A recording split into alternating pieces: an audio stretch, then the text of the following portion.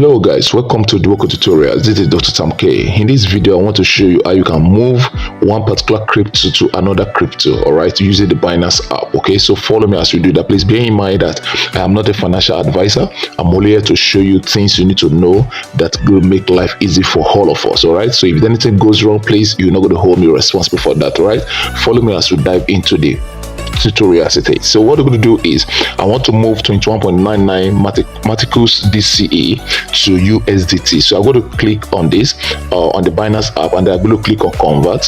All right, on convert. Okay, after clicking on convert, what I'm going to do is this is it, right? I'm going to click on maximum because I'm sending everything down. Then this is USDC. If in case USD is not there, you're going to click on this and search for it. Okay, but it's there, thank God. So what you do is you click on what preview conversion, and when that is done, okay, they're going to show you the amount that they're going to be going.